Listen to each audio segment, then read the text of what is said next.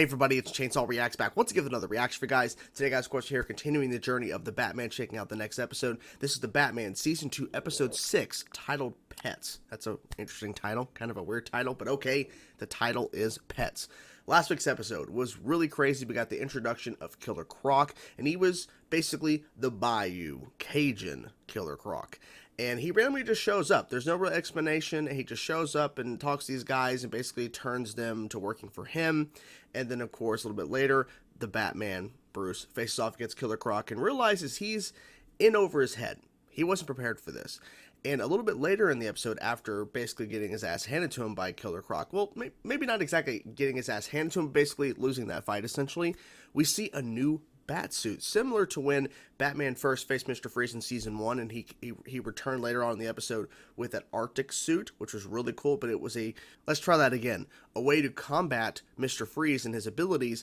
We see Batman with what I thought was an armor-plated suit, but it's actually more of a underwater type, swimming type suit, essentially, to go against Killer Croc, because Killer Croc took him to the bottom of, in the harbor or whatever, and he was, like, down there, and he was struggling to get out, and so he's like, yeah, I need to combat this, because I cannot fight Killer Croc with this traditional suit that I wear all the time. And I like the fact that Batman is slowly, like, learning to adapt to fighting different type of villains, because literally Mr. Freeze, like I just mentioned, he had to make a new suit. Unfortunately, it was destroyed when Mr. Freeze and Firefly teamed up early on in that episode, but then he has this suit because of Killer Croc. So I'm thinking, when he starts running into villains that require a very different approach in terms of fighting them, he's going to need a new suit. So I'm really excited to see more of that, hopefully down the road, if there is any. I'm hoping there is. But yeah, so I'm excited to see what happens in this episode. I'm not really sure what to expect here, but here we go. Episode 6, Season 2, Pets. Let's go. Return to your cage. Oh, okay. Oh, I recognize these birds. Oh, he caught the owl. Oh, shit. Okay, it's broke, so there's one more that we saw.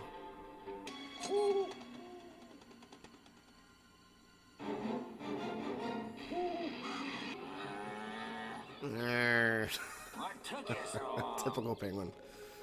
You're not wise enough. You eat too much meat. Don't attack your only people that are your supporters. People. Say hello to your replacement. What? What the fuck? I wouldn't open that cage. I wouldn't open that cage. I am your master. Come to me. It's like he's singing to it. Come to me. It's a matter of time before I recreate my formula. Wait. Which will allow me to once Man again bat. do noise. Oh, because we saw a bat next to that other device. So that's quick transformation. Jesus. Man bat. Easy escape. There you go. I said come to me already. Sorry.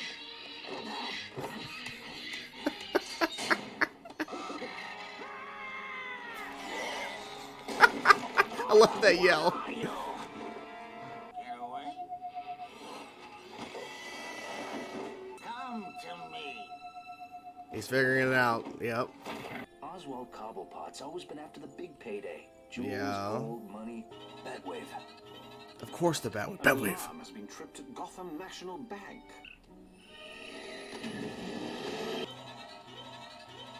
Uh-oh. Oh dear, I believe I can handle our masked intruder myself. Oh my god, it's the raccoon. Either Penguin's been working out. Oh, that was Man Bat. He needs a manicure. Manicure. Oh, the purple in his eyes. Yeah. Yeah. Wait till you piece this together. That was quick. The money. Bring me. Bring me the money. Super Bat's proving Super you Bat. twins are for the birds. Good maneuver.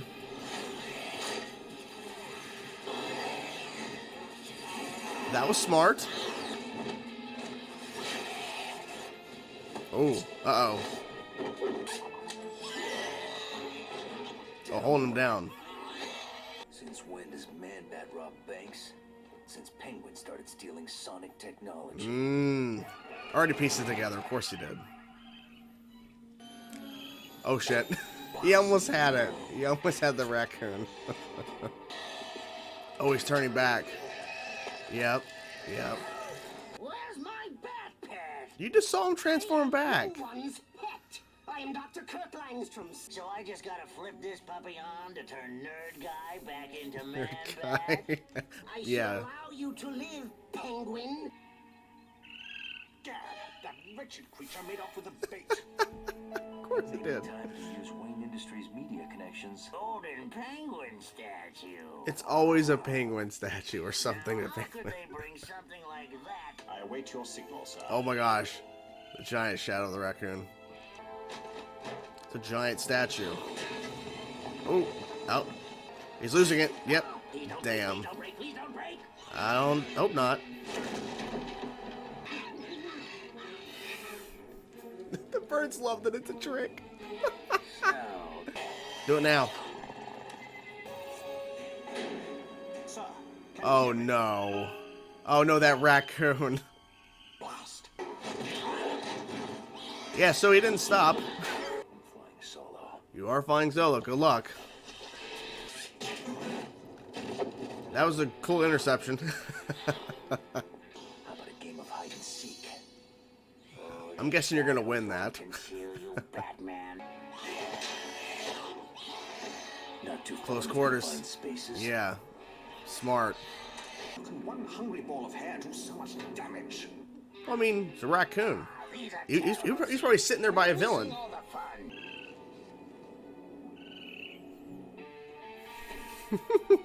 I'm watching you, Alfred. Stop.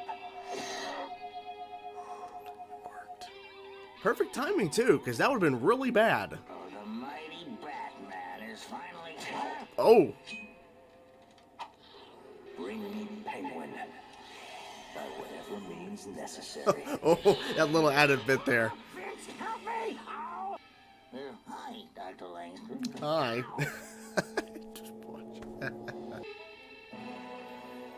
Turns out the raccoon's the true villain of the episode. This was a fun episode, and let's be honest, guys, I think the real villain, the true villain of this episode was not Penguin or Man-Bat. It actually was that raccoon, because that raccoon infiltrated the Batcave and shut down the power. So I feel like that raccoon was truly the villain of this episode. This was such a bizarre, like, team up in a sense with Penguin and Man-Bat, even though it was forced, like Man-Bat wasn't choosing to team up with Penguin. But it started off kind of strange, but it makes sense, of course, for Penguin to be involved in terms of the birds aspect of this sonic device that this guy was using to control these birds. Like, come here, go back to your cage, blah, blah, blah. Then, of course, here comes Penguin's owl and vulture and all that, stuff that, Penguin's like basically his henchmen, even though they're birds. And they come in to steal that device. I love that Batman just pops in, like, outside the window. He's like, I'm here. I was like, oh, so you've been tracking the birds. And then he has to fight the birds over the device, and it breaks. So I saw there was another one on the table. When the owl went back to get it, they pan up to show a bat. I almost said a penguin. A bat. After the device was taken, the other one. Because the first one was broke. Of course, Bruce could easily fix it, which he did. But taking that device and leaving, and I'm guessing the assumption was, well, that one's broken. The owl's like, well, I'll just go grab the other one, not realizing it wasn't for birds. To have Penguin controlling Man-Bat is such a weird concept, but then again, this show has accomplished and pulled off weird concepts. I mean, literally, Joker putting on a version of a bat suit pretending to be Batman and wanting to turn Bruce Batman into his Joker. With that storyline alone, this kind of storyline isn't too far out there. But it definitely was interesting to have that kind of team up, even though he was controlling Dr. Langstrom, and brought him back to being Man-Bat, essentially. So, Penguin unveils to his henchmen, his birds, this gigantic bird, which does not exist, but comics, and it's what's comics? It's a show. So, but literally, come to me. He's like singing to the device. Come to me. Come to me. Of course, Bird doesn't give a shit. I thought the Bird was going to tear him up. I really thought that Bird was going to tear him up when he was in the cage. He just got thrown against the wall once. He's like, I'm sorry. Swinging his hat. No. So Dr. Langstrom's in Arkham, and then he turns back into Man-Bat because he's being controlled, because Penguin's like, come to me. I am your master. And like, he has no idea. Here comes Man-Bat, and then he figures it out. I'm surprised I figured it out as fast as I did when I was watching the episode. I'm like, maybe that's why, like, it's the bat thing, is they show a bat, and I'm like, because what I've learned about watching Ben 10 and watching the Batman, and just the more I've watched shows for reactions, the more I realize visuals are obviously very important as well as dialogue. So when you show a bat right next to that other device that was taken, the one that wasn't broken, at the beginning of the episode, and then we have Dr. Langstrom freaking out in his cell, and he's like, ah! And he's hearing Penguin. I'm thinking, oh my god, he's calling forth Man-Bat, and he did. I like that it took Bruce a little bit of time to put it together, even though ultimately, of course, he puts it together pretty quick. But he's like, well, that doesn't make sense, because he's like, Dr. Langstrom, Man-Bat, would not break into a bank. It's not traditional. And then, of course, when Man-Bat just avoids fighting Batman at times because he's being controlled by Penguin to bring me the money, bring me the money. And then eventually he's like, well, okay, destroy the bat, destroy Batman, whatever. But the Batman has the bright idea of reconfiguring the broken device, the broken sonic device, to emanate, is that the right word? To basically copy and use the same frequency as the one that Penguin has to control Man-Bat. Just for that brief amount of time. Because Bruce is not someone to control things under his will. That's just not who Bruce is. But in order to stop Man-Bat from being controlled by Penguin, he had to fight fire with fire, essentially. Metallica reference. So, this is where the true villain comes into play. The Raccoon. Because the Raccoon takes down the power at the exact moment they need power to transmit the frequency so that Batman could stop Man-Bat, essentially. And the Raccoon just takes out the power. But I'll get to more of the Raccoon in a second in terms of Alfred and everything. So, power comes back on right at the perfect moment, right before potentially Man-Bat would have killed the Batman, even though we know that's not going to happen. Stop. And then he says, bring Penguin to me in any means necessary. And then, of course, and then when he turns back, Dr. Lesham, he punches Penguin in the arm. It didn't do much more. I thought they were going to start getting into a fight. That would have been funny. They probably should have showed like a little tussle, like them rolling on the ground or whatever. Like, it would have been funny. But it's okay. What I also like, the little added bit here, is that Penguin was basically just ignoring his other birds who have been loyal to him. They're the ones who brought him the device. They've always been there for him. And he kind of is just being an ass. Cause like, I got this bat creature. I got this Man-Bat. I don't need you guys.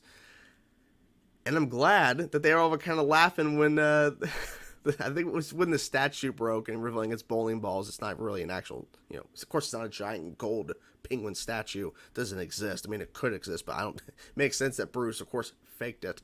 But they were like laughing and, like they're laughing at Penguin's failure because this is what you get. We're loyal to you, and you basically just threw us to the side. Even he was going to throw them to the side regardless because he had that giant bird that was going to take over them. And of course, when that didn't work and Man-Bat shows up, he's like, okay, I'll take this. So I'm glad that the birds were like, it's what you get. It's what you get. That was good stuff. So overall, I like that aspect of the episode. It was really weird to see that essentially a team up, but even though it's not really a team up, you get my point. So the Raccoon, it was so random seeing it there at first, but then once he drives out of the entrance from the Batcave, or well, I get exit of the Batcave, but entrance of the Batcave as well. I'm like, okay, and then literally the Raccoon is there inside the Batcave because the Batwave goes off again right after. And then Alfred right away finds out it's a raccoon. That raccoon is a little devil. Like I said, it's the true villain. It was taking out the power at the perfect exact moment. And it ties into the whole pets thing, because literally, like with the title, because the raccoons are not traditionally seen as pets, but they can be seen as pets to some people. But, and then we also have, of course, Penguin treating Man-Bat as a pet, if you will, one that he's controlling via sonic waves. Like, Man-Bat unfortunately can't control what he's doing because Penguin's ordering him to do what he wants, and it feels like he has to obey because it's a part of the sonic frequency of it all. But yeah, that raccoon menace, and I like that shot too, where Alfred is like sitting in their computer, and then you see the giant shadow of the thing going across. It's like, yeah, I like the visuals of this episode too, like that. The opening where we see all 4 of the birds flying away after they get the other sonic device for bats, they didn't realize it. That shot of them flying towards the red sky and the moon and everything, and then also too, Man-Bat did the same thing. There's just certain visuals of this show that is just really, really cool. I think it just adds to the uniqueness of this series, of just how they go about their visuals of this series. And, you know, at first, I'm like, it takes some getting used to, but overall, I'm like, I'm glad that the visuals are like this. Like, it's different. It definitely has a different vibe to it. But it makes it stand out in a big way. So, if they would not have had the raccoon bit of the storyline, which ultimately is the true villain of the whole show, is the raccoon. But if they didn't have that raccoon bit, that kind of B plot, if you will, of the episode, I'm not sure what else they could have done. I guess just had Man-Bat be just doing more stuff for Penguin. But I'm kind of glad they had a little bit of a different thing for Alfred to walk around with a giant net trying to grab the raccoon. It was just a funny thing to add, because it feels like Alfred just gets into some weird shenanigans at times, so it kind of adds to that, where he has to deal with a raccoon problem. Then they have to make the point too, because I didn't even think about this before, but then the show addresses it, because Bruce is like, well, maybe we need to add some sort of like barricade or something to kind of stop animals from getting in here, because I never thought about, what if a raccoon gets in here? What if a mouse gets in there? What if a random bird, not a penguin bird, but just a bird flies in? That could cause some damage, because that raccoon destroyed the power. So at any point, another animal could get in there, and luckily the Batwave detected it, but you get my point. Like, they don't have anything to prevent them, because once the door opens, that raccoon was able to get in before it shut. It doesn't open and shut quickly enough to where the raccoon couldn't get in. It's a possibility, and it happened. So they got to figure that out. So maybe they will. Maybe they'll address that later on and actually show where they've put more measures in to make sure that the animals don't get in there, because they're not supposed to be in there. There's a lot of high tech and shit going on. You definitely don't want animals in there for sure. So overall, it's a fun episode. It's kind of a weird turn in terms of the Man-Bat angle to where he's being controlled by Penguin, but overall enjoyed it, and I really had a good time, and another great episode of The Batman. What you guys think of the episode? I'm curious to know your thoughts. Whatever thoughts you have, guys, let me know in the comments below. Talk to you guys soon. Peace out.